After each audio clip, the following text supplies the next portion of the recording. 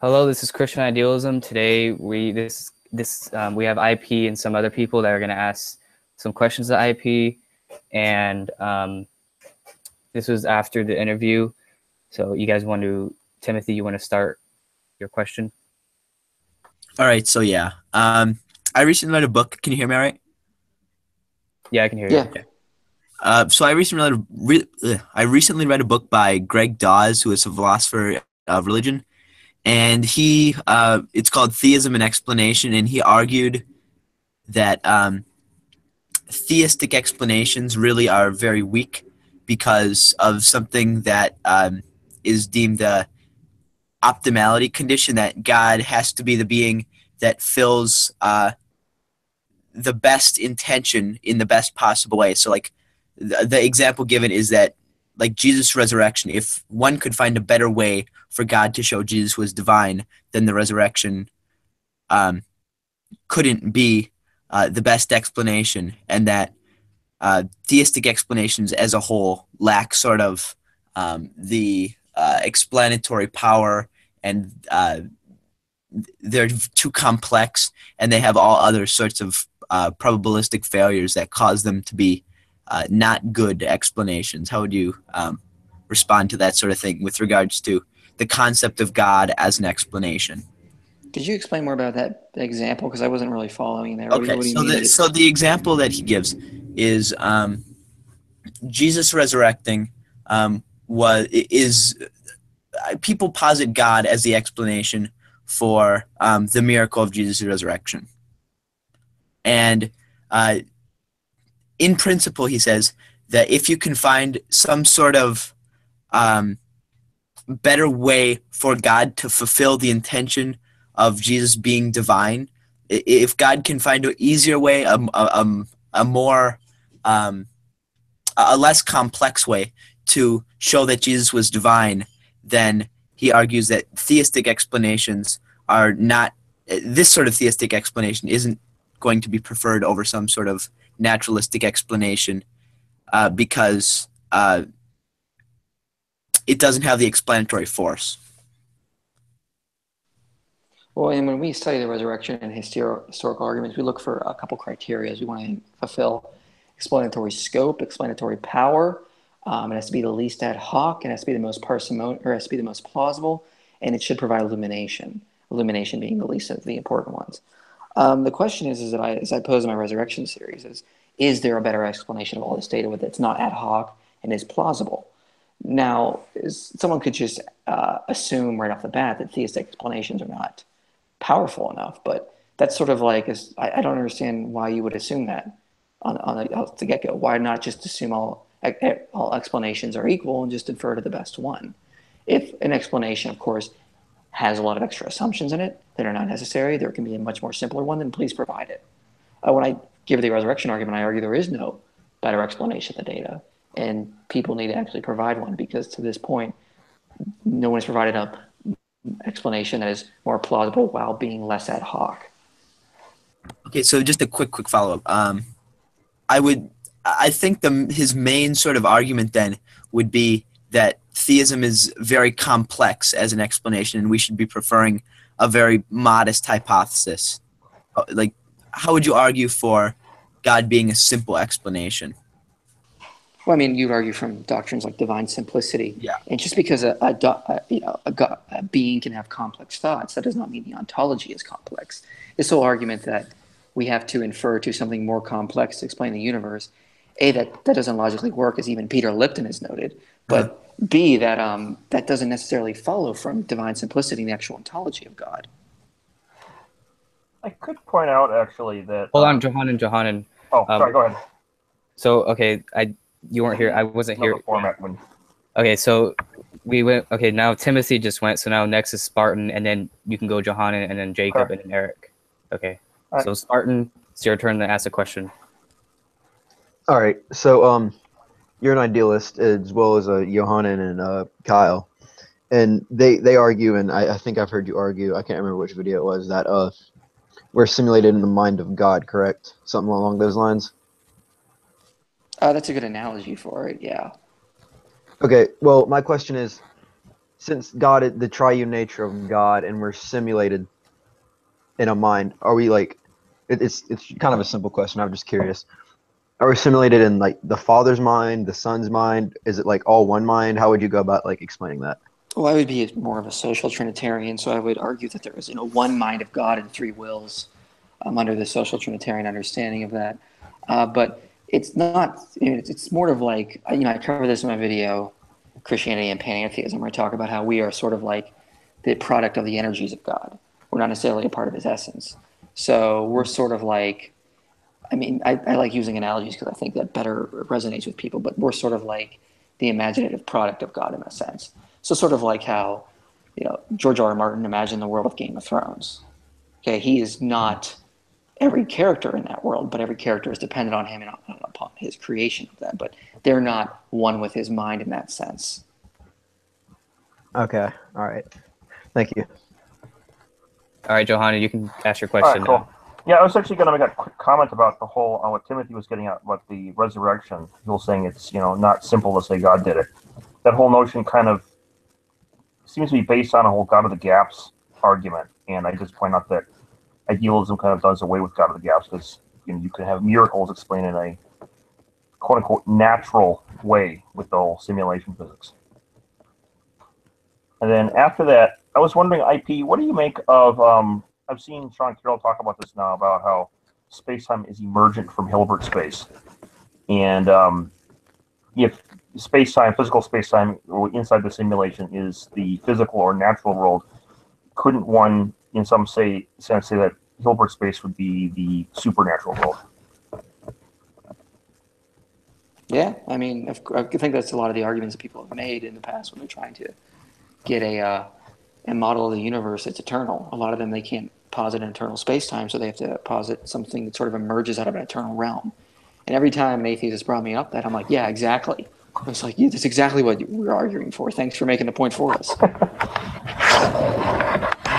Well, also, follow up to that, I'm sure you've seen some of my videos on quantum cognition. Actually, I know you have. You commented on one of them. But the whole notion of our minds, the quantum cognition is correct. Our minds are located in Hilbert space in superpositions in the wave function. Now, in Platonism, you have ideas that are, that we access directly with our minds that are yet outside space and time. The number two isn't located inside your gray matter in your head. It's just outside space time. Do you think what do you think of the corollary there between, if these thoughts are literally in the wave function, what do you think of the corollary between the outside space-time seen in emergent space-time and the outside space-time seen in Platonism, if quantum cognition is correct and the two are? I don't know if it's necessarily exactly what Plato was getting at. Because, I know it wasn't, but is it interesting that might hint at a larger kind of expansion to idealist metaphysics? If we take the physics and translate it into the metaphysics and then see, well, the Platonic forms are outside space-time in the... Yeah, but I don't think it's exactly as Plato was saying, because what I've gotten from reading his writings is that he's actually talking about actual material forms somewhere out there in the sort of the perfect realm. Whereas what we're talking about, Hilbert space is not actually space as we define it, because you don't move from point A to point B. Yeah, it's a probability space. But what exactly. I'm getting at is, let's suppose, for example, let me expand on this a bit. Let's suppose we take idealism and divine conceptualism together. Divine conceptualism, of course, being the view that ideas are located, the Platonic forms are ideas in God's mind. And then, in turn, if we have our world generated from those ideas, and then, our minds are extended outside that, it would be, if the world of God's thoughts is the outside space-time world generating our world, and that is simultaneously a Platonic world due to divine conceptualism, could one make a parallel there? You could make parallels. Or maybe more than a parallel, a connection, shall we say. Possibly. I would probably need to look a little bit more to what you're saying, because but you're talking, when you're trying to compare it to Plato, as I was getting at before, Plato's not necessarily has concepts of Hilbert space or whatnot, so we can draw parallels to it. Yeah, but if we were to translate, the modern physics, because you have the whole digital physics notion, you're translating a philosophic concept, idealism, into a physics concept, or vice versa. So they wouldn't have concepts of quantum mechanics or digital physics or qubits and so on in idealism. Yet you can derive a form of idealism from that. Yeah, of course you can. And so, could you, in theory, derive the outside space-time of Plato's realm in the reverse form from physics using the Hilbert space concept? Not that it's found in Plato, but that. Oh yeah, I know exactly what you're saying, but again, I think Plato is getting more at some sort of like actual space when he's talking about his realms. When I talk about, we're talking about more of sort of like information constructs. We're talking about probability space. These are not actual. It's not actual space. I mean, it's not actually space is not actual space. It's a domain of reality, but it's not a space. Right, and so I think we need to make that important distinction, though. I mean, it's sort of like, I've heard some people say the similar thing about nominalism, because nominalism is talking more about information itself. So we need to be very careful in how we're wording these things. Right. Okay, Jacob, you have a question for IP? Yeah. Can you hear me well? Yeah, I can hear you. Yeah, if I'm moving around a lot, that's my fault. I'm actually cleaning ticks off my wall. Okay. So on Johannen's Facebook wall, he posted something. I think it was in regards to idealism, and then Gunter Beckler, who's a paleontologist, they got into a bit of a discussion in which he says, this is how he defines God. God is the very act of existence itself. He's the ground of being, not just a being among other beings. He is more real, not less real than existing things, because they all depend on him while he depends on nothing else.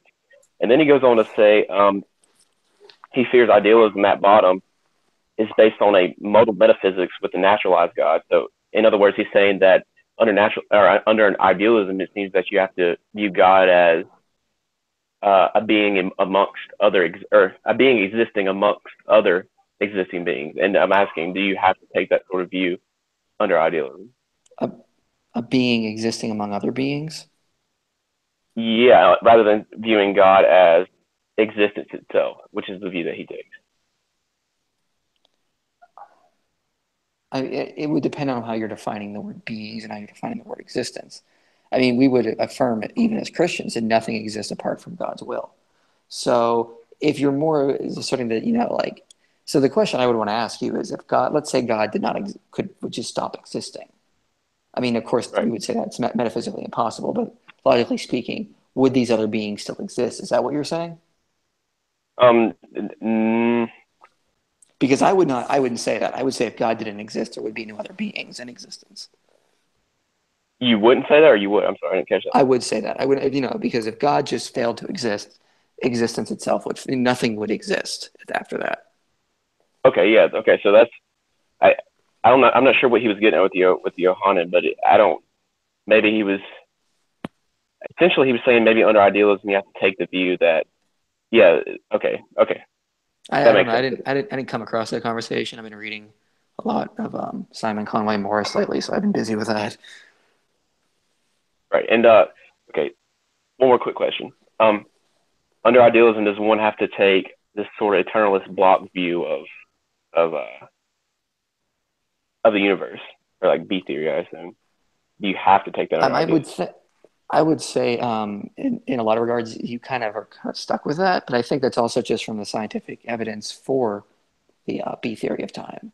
I mean, I don't. Okay. I mean, if you're going to say A theory of time, you're going to have to affirm an ether that's out there that there's an absolute reference of time that cannot be violated. So, I mean, I guess you could assert some sort of like quasi form. When I've debated some people who hold the ether theory, they're trying to do this, where they're trying to say like, in the universe, time is set, but God on the outside cannot be. And you're getting into some philosophical fuzzy issues there. I tend to think that based on what we know from understanding quantum physics and inferring an orthodox interpretation of quantum physics and our understanding of idealism, B theory is just a natural inference of that. And I would like to add, under idealism, B theory would kind of that would make sense under idealism, just by the fact that time doesn't really exist in an objective way. It's all subjective to each conscious agent. So yeah, space-time is an emergent phenomenon. So anything on the outside of the universe could fast forward, rewind, pause. Yeah, sort of like how you do in a video game type scenario. So I mean, B theory time would just be inferred naturally from that. Yeah. Okay, Eric. And okay, go on. Sorry. so what I was going to say is, so what do you do with, like on that view, like Jesus would still be suffering somewhere in like a fourth dimension or something like that? How would you, or Jesus would still be on the cross and some type of. Right. Well, we also have to mention Jesus would have taken on human nature, and therefore he would be going through time with us right now. So that's one of the things I think is commonly overlooked, is that Jesus is eternally God, so he eternally, is the great I am. He's past, present, future, but upon taking on human nature, he's also would be experiencing the flow of time as well. So his human aspect would be going through time with us, so would not necessarily be in the past. This is sort of like, it's sort of like how can, two things be in one place and whatnot. But I mean, that's quantum physics as itself. I mean, there's all sorts of these strange things that come out of it. Jesus would be fully divine and fully human, and his fully human nature would not be suffering in the past at this point, as we're not suffering in our own past. Interesting. Okay, now Eric. Okay. Yeah, thanks. Eric, you want to ask your question now? Sure. Can you guys hear me? Yeah, I can hear you. Okay, so 3 things. First and foremost, IP, thanks for taking the time for this hangout. Secondly, thanks for making me a theist with your digital physics argument video. Oh, awesome. Great to hear that. And yeah. And the third thing loops back to the digital physics argument video. This isn't really a question, it's more like a request. I'm half joking, half serious about this, so feel free to shoot it down. But do you think you could rename that argument to the existential crisis argument for God's existence? Possibly. I've heard other people call it that, but I think I'm going to keep it as digital physics mainly because I think that's a better tagline and we'll get more clicks, so more people will watch it. Plus, it's technically my argument, so I get naming rights. Right. I have another existential crisis video that will be coming out in June because it'll all be on evolution and chemistry, and I've been researching it for about a year now, so I'm excited about it. Nice. I've read chemists and biologists who are talking about Platonic forms and idealism and whatnot from biology, so I've got a lot of interesting stuff on that. Nice. Wow, that will be interesting. Yeah, You don't know. What? You don't know anything about this, Johann. I've been doing a lot of this for years, keeping it to myself. I've had a separate track of thinking that may or may not be connected to what you're thinking, which it could tie into some of your references to idealism and Platonism in regards to the physics of biology. Mm-hmm. I'm not certain if you're aware of something called quantum evolution. No, I haven't been aware of it a little bit. I'm not going to be talking about that, though. Okay. I won't have enough time. I have too much other stuff to go over. It would permit for especially if you combine it with a idealist interpretation of quantum mechanics, it would allow for a direct mechanism for guided evolution, essentially. Guided evolution for specific archetypal optimized functions, shall we say. Optimized forms. You'll see what I'll do. I'll probably post it later this year, and it should be interesting. Yeah. I can promise you that. Yeah, and then I know, okay, this is now my question. This is not really complex, but I know so you're doing videos, you're doing a video on Bohemian mechanics, right? Yes, definitely. And then you're going to kind of go into, so you're going to go back into the idealism thing where first you're going to try to criticize Bohemian mechanics, and then next you're going to make a video that kind of redoes your video on quantum physics debunks materialism. Is that correct? I'm going to do kind of like a version because there's a lot more data that's come out since I've done that video, and I kind of want to include it. Yeah, and not only that, but there's been a lot of objections to the first video, so this next video is going to kind of address those objections, correct? Depending. I mean, I'm going to be addressing Bohemian mechanics in a separate video. I'm going to reference the fact that I did a video on a critique of the many worlds. I've done... I'm going to address them all, but sometimes I'll be like, by the way, if you're going to object with Bohemian mechanics, I just did a video on this. I know, but ever since the first video came out, there's been like a lot of objections to it. People have said that, for example, they'll say that you don't need a conscious observer to cause collapse. All you need is a measuring apparatus. Right, and I actually did a video specifically addressing that objection called the measurement problem, and another one called the interaction free experiment.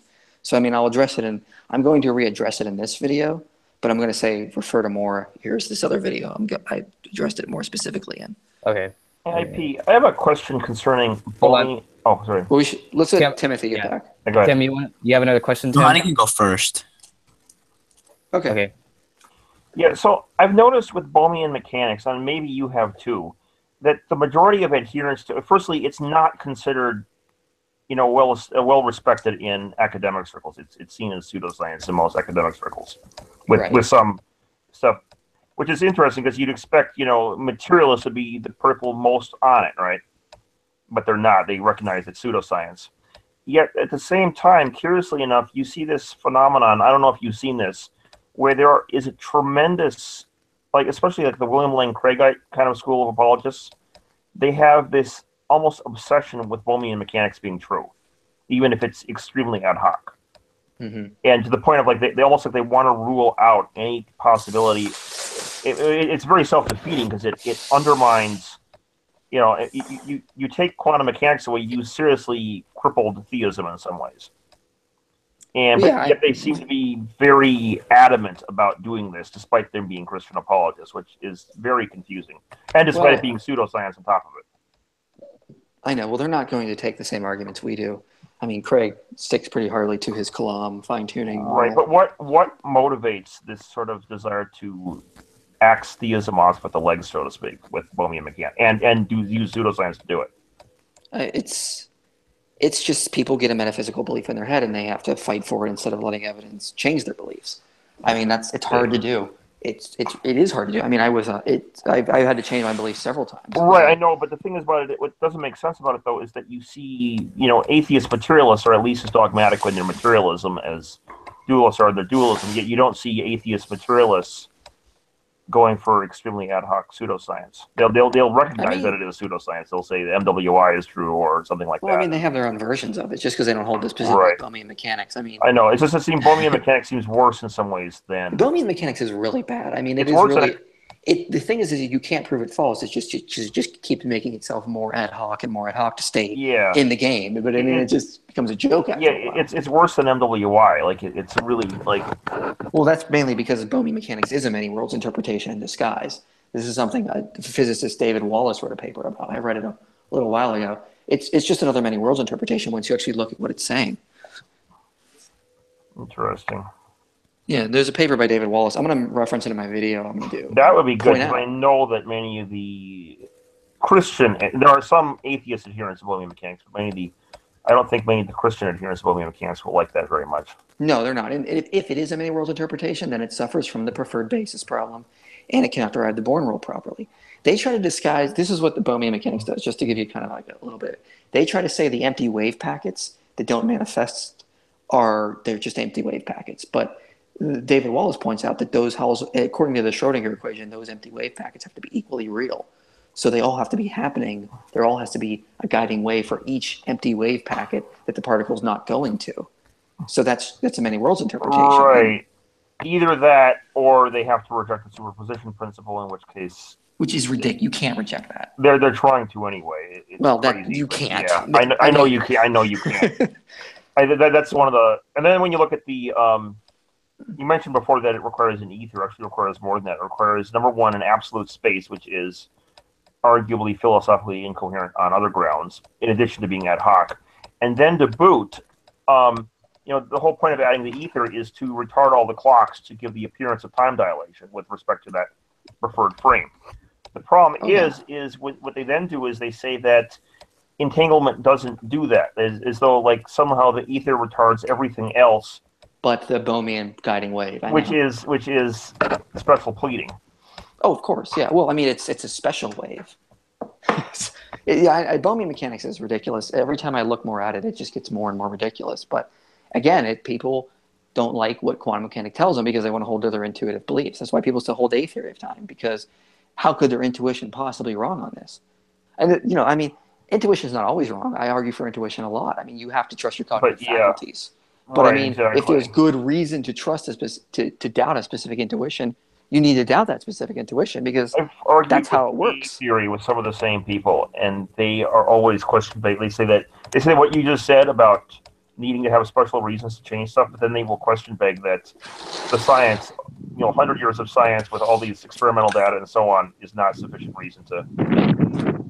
Right. In addition to that, they'll then say that things like absolute space are properly basic, and that I could demonstrate that A theory is intuitive, but absolute space is not intuitive in the same. I mean, the very fact that I could locate something in my car while I was driving, my moving car, demonstrated that the intuition of absolute space is not absolute.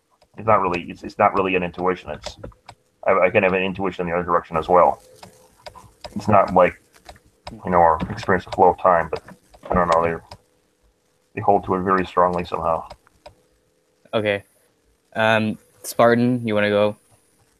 Yeah, sure. Okay. My question is just short. I just want to know your thoughts. What do you think of the Apocrypha, and does it belong in Scripture? First of all, if you're going to ask me questions, you need to scream it at me in a strong voice, like Leonidas. I would say the Apocrypha is deuterocanonical. It's good for teaching. It has some good stuff in there, but I wouldn't necessarily put it up there with Scripture. Of course, my view of Scripture is that they would contain all the necessary doctrines the church needs to spread the gospel. So each book was inspired by God, and to a degree, to where he wanted to give us a specific message, and he used these specific authors to give it. The Deuterocanonical is not necessary for that. You can get everything you need from the main canonical books of Scripture. The Deuterocanonical can be very helpful, but I wouldn't necessarily include it as Scripture, as itself. I mean, I take sort of like a quasi-orthodox view regarding it, I guess you could say. So basically just read it to kind of get the background of what's going on. And yeah, but learn. I mean, there are some things wrong in it, for example. I mean, so, like, for example, Tobit is... I had some issues with that. I can't remember off the top of my head. Same with Wisdom of Sirach. It has some very bad views about women, which I'm really happy it's not in Scripture. And then, of course, it's, as N.T. Wright has noted in The Resurrection of the Son of God, it definitely seems to be sort of like a Sadducee type of view regarding the resurrection. So there are some issues with it I have with some of the books. But, I mean, again, there is some good stuff in there. I think Sirach has a lot of good wisdom in it, only second to Proverbs, for example. All right, thank you. Jacob or Johanna, you have another because you kind of already answered the question, but Jacob, you have another question? I'm actually good right now. That pretty much I have a lot to think about. I've got something. Okay, Timothy, go. Okay, so this is more of a general question, not even really apologetics related. So reading. I'm a good reader and I understand what I'm reading, but actually keeping it in my brain for a good amount of time where I don't have to look at hundreds of pages of notes. Is there any good advice you have on maintaining what you read? Because it seems like you've got an encyclopedia in your brain where you can just spout this and that. What do you use? How do you do that? I could do a Gatorade commercial right now, I guess. I don't know. I don't know. I just have always had a weird brain, I guess. I have a hard time remembering I still have a hard time remembering my dad's middle name or his birthday. But I can remember complicated theological issues. So I mean, I'll forget, I'll be kind of absent-minded at home, or I'll forget something my wife told me 2 minutes ago. But I mean, I don't know. I have a hard time remembering. I don't remember everything all the time. This is why I have all of my books. I have, for example, I can show you some of that's just part of my books right there.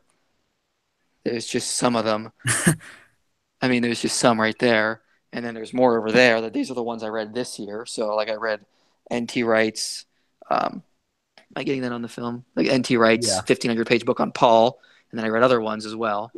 And then some, for this one, I didn't read this one this year, but I pulled it out for reference recently. I pulled this one out for reference recently. I use this one just for reference. Just pulled this one out for reference recently. This one out for... So, I mean, I basically pull my books out and I go through all my highlights sometimes to remind myself. So you highlight, you don't note take? I what? You highlight, you don't take notes? No, I highlight. Yeah, I don't really take a lot of notes. I'll take some notes on my computer, like the debate I just did on Sunday for Christmas. Uh-huh. I went through the Dictionary of English Folklore. I wrote down a bunch of notes that I could use off the top of my head. But now, sometimes when I do that, it really gets solidified in my head.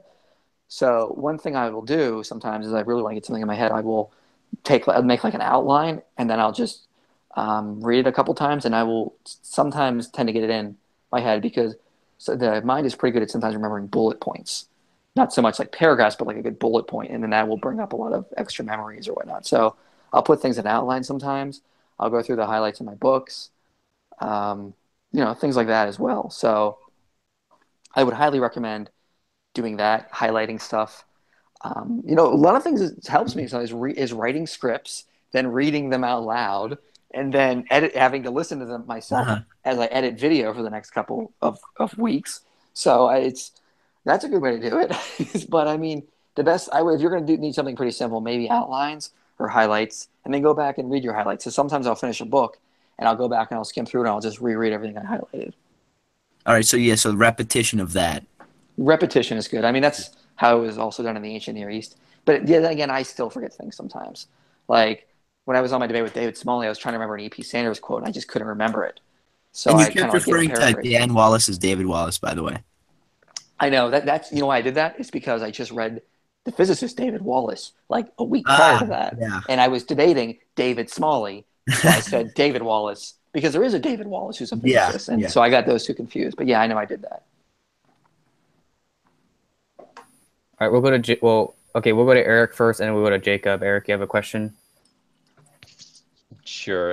IP, were you ever a young Earth creationist? Yes. Oh my goodness. So how'd you?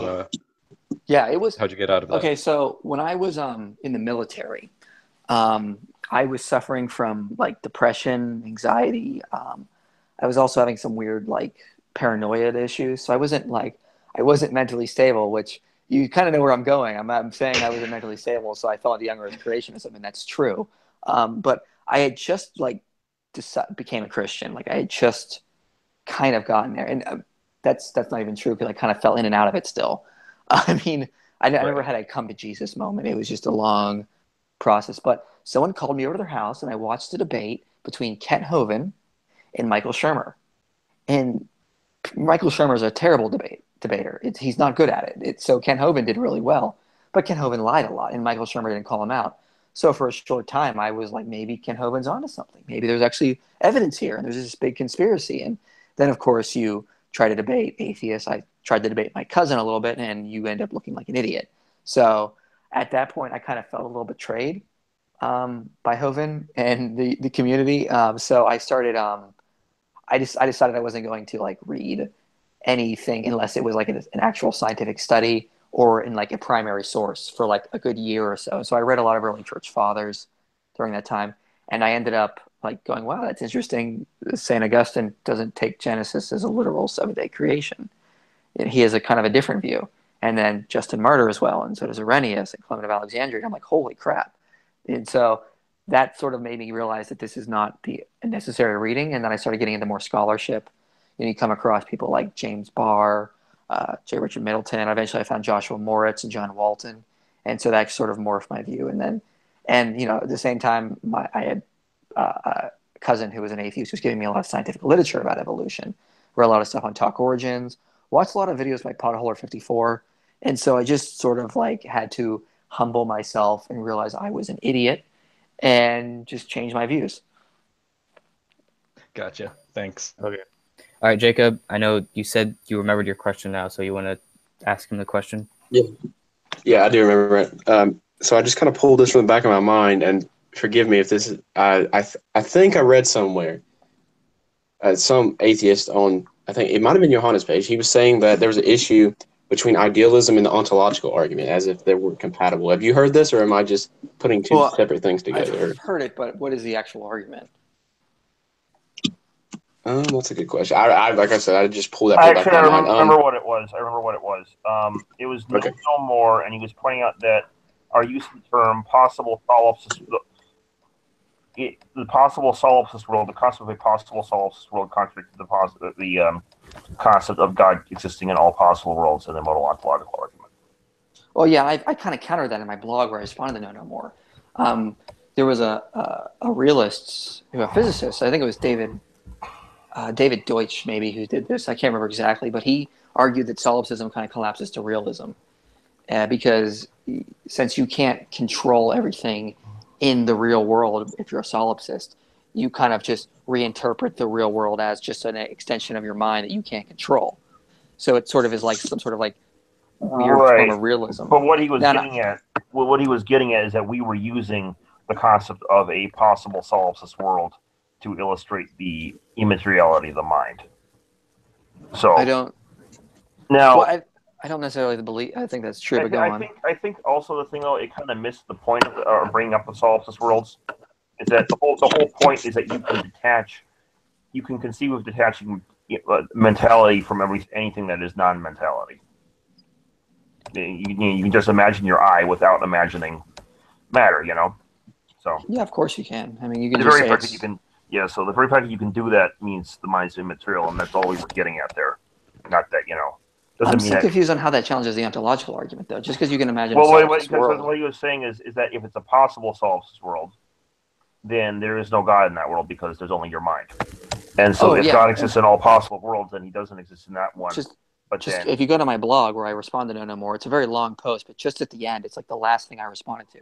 I pointed out, I don't think you can do that. And I gave an argument from David Deutsch, just sort of modifying his argument that you still have to, the solipsist worlds are actually impossible because logically speaking, you would have to include an extension of your mind that you can't control, but is still sort of governing you. And if that's the case, you're sort of you're sort of positing a form of God just as part of your own mind. So it sort of becomes a strong form of panentheism. You're right. It becomes a strong form of panentheism at that point. So still a God, not quite, I mean, logically speaking, you could posit a universe without God. So, and this is something I dealt with in answering objections to the ontological argument part 2. Logically speaking, you can posit a possible world even without God. The ontological argument is a metaphysical argument. It's trying to operate within metaphysics. So we need to ask if something is metaphysically possible, not just logically possible. Right. Okay, makes sense. Okay, I was going to ask you this in the interview, but I think I kind of forgot about it. So, and Jacob mentioned this like a few weeks ago when we were discussing idealism. He said that God, in the Bible says that God is in heaven. Now, if heaven itself is a simulation in God's mind, then how could God, under idealism, be inside heaven if technically God is supposed to be the one simulating it? It could be in an avatar form. Well, I mean, it's sort of just, I think it's just trying to use language to sort of explain something to, primitive man, what's kind of going on here. The Bible says God has hands and he has wings and he's a vine or he's a great furnace. We understand that Jesus isn't a plant because John 15:1 says Jesus is the true vine. We understand Psalm 91:4 is using a metaphor. God really doesn't have wings and he's covering them with us. We understand that Isaiah says that God is going to come down and topple statues in Egypt. We understand he's literally not going to come and topple statues of Egypt. This is just the ancient world way of sort of describing things in human form so people can better understand it, sort of by way of metaphor or analogy. That's common in just about every language or culture. I don't think we can necessarily impose that this has to be taken entirely literal. Anything about the supernatural, we remember that it's trying to teach us things in physical language that are not going to be able to explain without it, because that's how we learn and understand things. Because it says hell is a fire, but it says hell is an outer darkness. Well, you can't have both. These are obviously metaphors for explaining suffering, for shame, for being separated from God. These are not, no one's literally burning in an actual fire in some dark area somewhere. Okay. All right, next, Tim, do you have another question? Yeah. Okay. Which one do I want to go with? Okay. So, I've been looking a lot at the Modal ontological argument lately, and in discussions with most lay atheists, there is a denial of S5 going on, where they're denying S5 modal logic that says if it's possibly necessary, then something is actually necessary. Are you aware of any good formal proofs of S5 modal logic? Not off the top of my head. I have gotten in those debates a long time ago. But I know Saul Kripke in Naming and Necessity puts out a good defense of it. Okay, So maybe check out that book. Okay, naming of necessity. Okay, Naming and Necessity. Naming and Necessity. Yep, and right? Okay. It's quite a page turner, let me tell you. I mean, a lot of it's kind of boring. He's trying to distinguish between like rigid designators and. We had that for Marlon's class. I think I have papers. I'm not certain, but I can check and see if I still have a paper on that. I can send it to you if I. Awesome. Get ready for some excitement too. I can tell that it's not exactly what I'll be getting. All right, Spartan, you have another question? Not right now. So you can move on. Okay. Yeah, Johannan. Yeah. IP, what do you make of the part? And this might be a open door for a whole series of videos, not the Platonism, connection aspect, but the notion of our minds being extended in Hilbert space anyway, just because of the quantum cognition aspect. What do you think that would? How do you think that could inform things such as the existence of the afterlife and so on the one side, maybe prayer, demonic possession, etc., and then also could you extend that by pointing out this quantum cognitive aspect is behind everything else, even if it's not our mentality, and you could use that then to explain things like miracles, influencing the wave function. Yeah, I mean, you could. I mean, I talk about this in my video, like, are miracles even possible? Where, if it within the quantum probability itself, miracles would make completely logical sense, and a lot of philosophers of science have noted this. It's right. that, it's just something that's very, very, very improbable and would not happen unless there was an agent forcing it to come about. Right. Well, speaking of agents enforcing it coming about, specifically in conscious realism, as you might know, Hoffman derives actually as a derivation of the wave function from conscious agents. The quantum probabilities come from the free actions of conscious agents. So you could have conscious agents literally skewing the wave function probabilities within his own physics, and you could therefore account for miracles from within Hoffman's model. What do you make of that? I mean, it'd be interesting. I need to look at more what he's saying. So you could do the same thing as well from just like a quantum cognition. Anything with quantum cognition would do this actually. His model does it as well, but So well, any model that I need to look more into that. I've not actually read a lot of Hoffman's models regarding that. Gotcha. My only caution would be is I don't necessarily think you could say that is consciousness. I would say that'd be like sort of how consciousness acts within. Oh, right. Within the, it's a third-person description of consciousness. Right. So yes, there is conscious agents in the wave function. Yes, the conscious agent might be ontologically identical with the wave function, but that our third-person description of the wave function is not the same thing as the conscious agent. Right. So I need to look more into that, though. I mean, I've been, again, for like the past year, I've been really trying to study the biological aspects. So that's been clouding up my mind. Curiosity, what did you make of my Trinity video? I thought it was interesting. I think you might be onto something. I want to explore it more, though, before I do anything. I wrote a paper on that. I'm having it sort of pre-peer reviewed by some friends, and then planning to send it off to a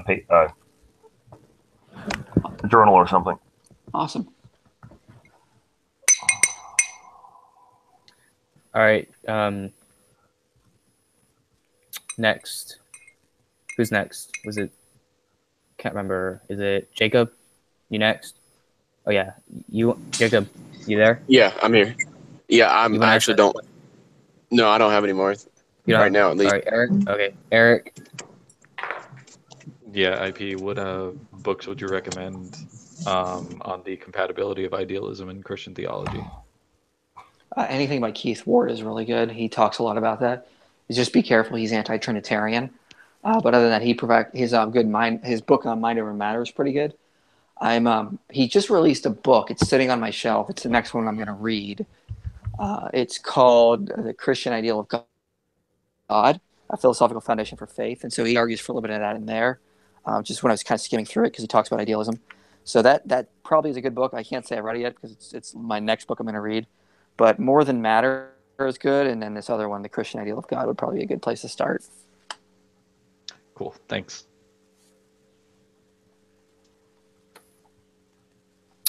All right. Anyone have any more questions? I got one more. All right. So wait just a second. I gotta fix something real quick. I have one more as well after Tim, if you don't mind. It's fine.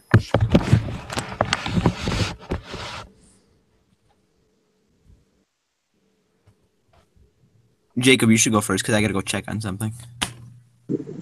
Okay. Talking about Keith Ward sort of sparked something in my mind. Does he reject the Trinity because of idealism, or is he rejected on some type of scriptural thing? Or Scriptural thing. He doesn't reject it because of idealism. At least what I've Okay. read. He doesn't. I know he just kind of basically mentioned it in what's his book called?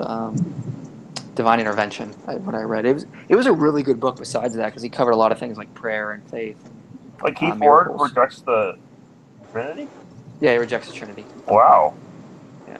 I have to show him my paper then. I'm curious to see what he'd say. Yeah, it's divine. The book I'm pretty sure he mentioned it is called Divine Action: Examining God's Role in an Open and Emergent Universe. And I'm pretty sure he mentioned that in sort of like the introduction. But I also know that from other things he's written, he definitely rejects the Trinity. thanks. Tim, you back? Yeah, I'm back. Okay. All right. So, in arguing against the resurrection, a common argument is made from passages like 1 Corinthians 9, where Paul basically makes an argument for his own apostleship based on the fact that he's seen Jesus, and he uses ophthe, which I know you addressed in your spiritual resurrection video. But I don't remember if you quite addressed the fact that Paul doesn't seem to be making any differentiation between the experiences he had and the experiences the apostles had. Is there any differentiation? So you and I are talking right now, right? Yeah. Have you talked to your mother anytime recently? 2 minutes ago. Okay. Well, have you ever talked to her in person? Yes. Okay, well then clearly when I say you've talked to, your mother's talked to you and I've talked to you, that means the experiences happen exactly the same way, right? No. Exactly. Just because Paul lists did Jesus appear to people doesn't mean it's all going to happen the same way. And clearly, if you read the Gospels, they clearly happen different ways. Where at one point Jesus appears to people, they're not sure who he is, and then he reveals himself and then disappears on the road to Emmaus. Sometimes he appears before the disciples and they know who he is immediately. So, I mean, just giving a list of witnesses doesn't necessarily you're going to tell the actual details of how each one appeared. And there's a video I did called "Did the Story of Jesus Develop Over Time?" and I directly go over the word you mentioned. And like for example, the word a lot of people, those skeptics sort of say this word means vision, spiritual visions. But if you look at the way it's used in the Greek Septuagint, it's used for talking about God and His glory, but it's also used to refer to people appearing before God. It's used for objects just being seen in a normal sense. It's used for it's used for like a lot of different reasons. So you just can't derive it from that word or the list of witnesses that all the visions were spiritual.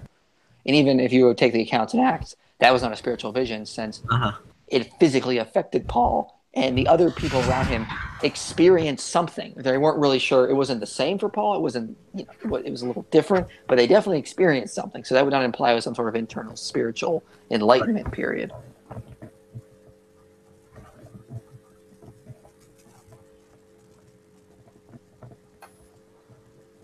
You there, Tim? The word occurs about 85 times in the Greek Septuagint, by the way.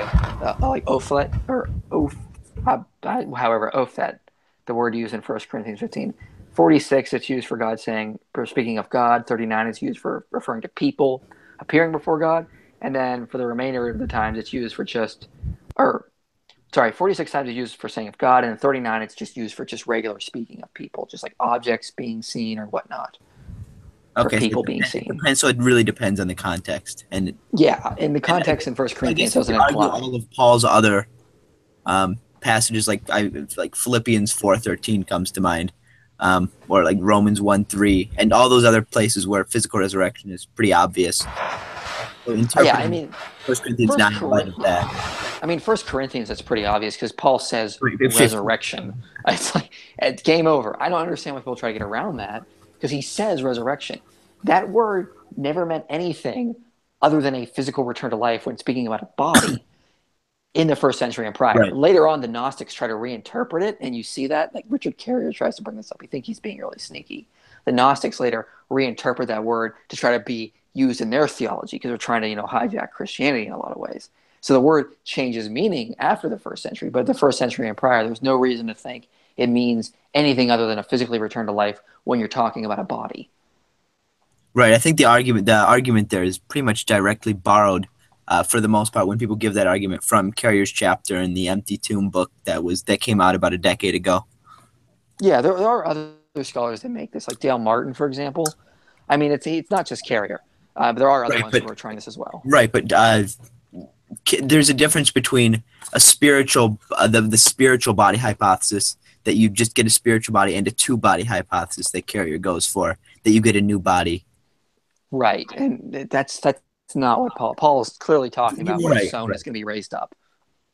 So you're going to come back in the very body. And the word body is another thing that I've recently read Soma in Biblical Theology by Bob Gundry, and he talks about how the word body is only used in a physical sense. So if you say the word body, you're talking about a physical body. Right. It's not like today where it could mean some sort of like ghost-like thing. That to them, they would not say, in the ancient Greco-Roman world, they would not say body unless they were talking about something physical. I mean, if you check out a book called N.T. Wright, The Resurrection of the Son of God, he spends like 700 pages on this issue. He goes through every text he could possibly find on this. Right. So it's really, he's got a lot of good data in there that I've been able to use commonly. Okay. I think that pretty much answers most, if not, probably not all of our questions, but most of the relevant questions. Anyone else have any thoughts? Now you can give your thoughts out to what you think, I guess. I actually have just one more quick question, if you don't mind. Yeah, go ahead. I'll just you see, Bart Ehrman likes to claim that the earliest Christians were Unitarian or just didn't hold to the Trinity, whatever. Do you have any book recommendations for that show that the earliest Christians actually did hold to the Trinity?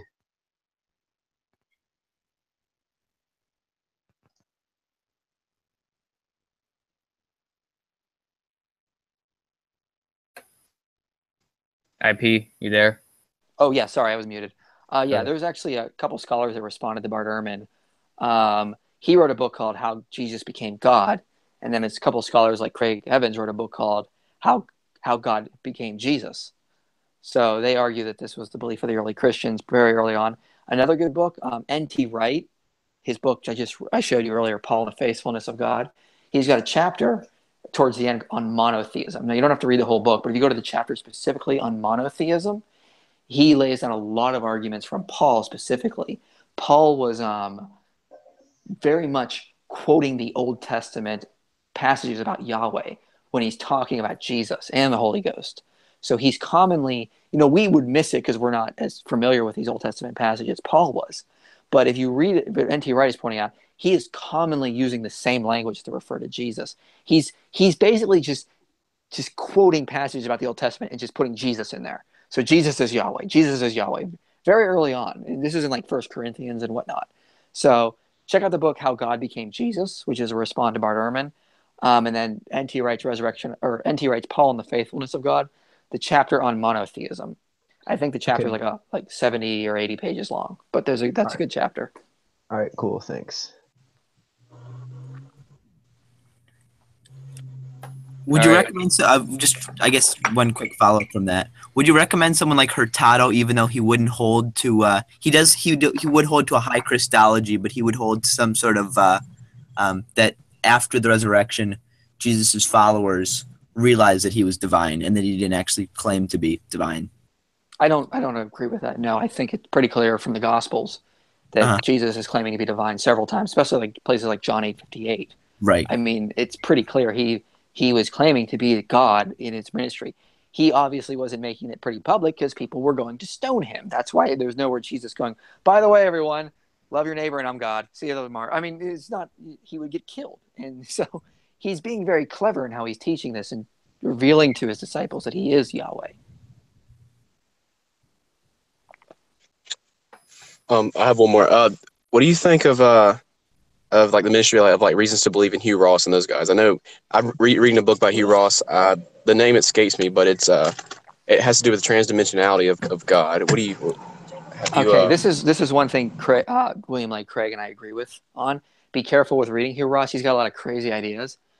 Physicists have called him out. He's overblowing a lot of the fine tunings parameters for the universe. He's been called out on that. And then he's got some really weird ideas about Jesus and his death and resurrection. Like Jesus is like eternally in hell in these parallel universes and really weird stuff. And so William Lane Craig wrote a paper where he responded to Hugh Ross.